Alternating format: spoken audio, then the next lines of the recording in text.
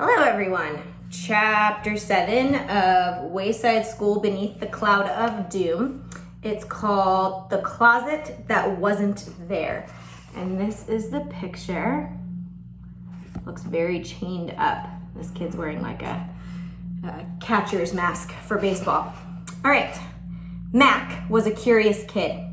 When Miss Mush served chicken fingers, he had to ask her how many fingers a chicken had on each hand.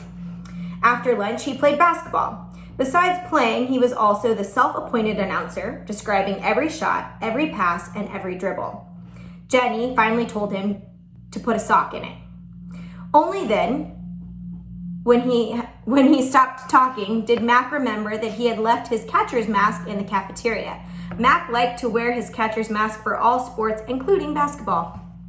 He was a curious kid. The cafeteria was on the 15th floor. Mac found his mask right where he had left it, but by then it hardly seemed worth it to go all the way back down to the playground. So he continued up to the 30th story, because he was halfway there.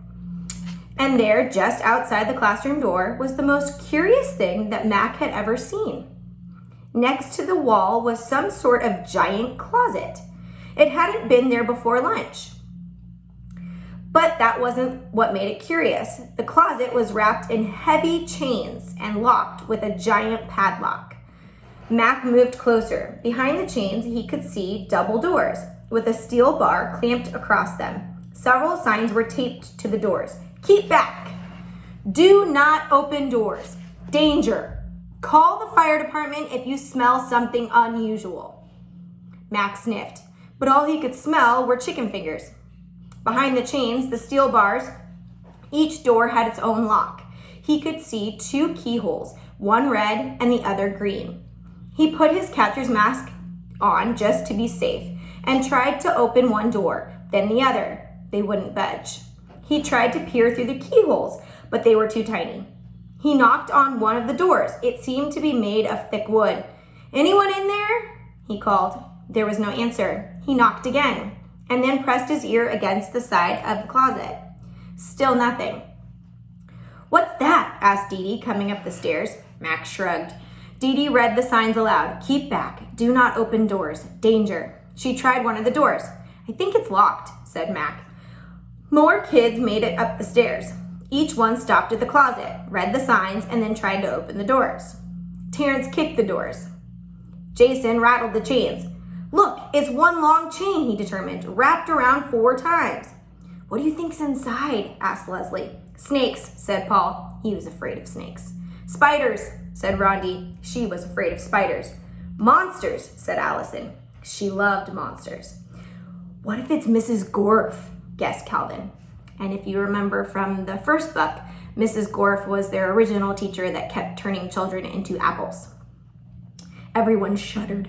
Mrs. Gorf was the worst teacher they'd ever had. "Give me a boost," said Mac. Jenny cupped her hands and Mac stepped up, first onto Jenny's hands, then onto the steel bar. He gripped the top edge of the closet and tried to shimmy up. "Get away from there," shouted Mrs. Jules. "All of you." She had returned from the teacher's lounge only to see the children hanging all over the closet like monkeys. "Mac, get down now." Mac tried to hop down, but his foot got tangled in the chains and he fell on his back. "Ugh, I think I broke my tailbone," he complained. "You're lucky that's all you broke," said Mrs. Jules. "What's inside?" said Terrence. "Never you mind," said Mrs. Jules. "Don't you children know the meaning of danger? You are not going anywhere near my closet. Don't look at it. Don't even think about it. It's not there." "But I can see it," said Max, still lying on the floor. "It's not there," Mrs. Jules insisted. "But—" "No ifs, ands, or buts," said Mrs. Jules. Everyone shuffled inside the classroom. Mac was still on the floor. He stood up and adjusted his catcher's mask, which had become cockeyed when he fell. He took one last look at the closet that wasn't there, then walked into the classroom, more curious than ever. I wonder what's inside. All right, bye.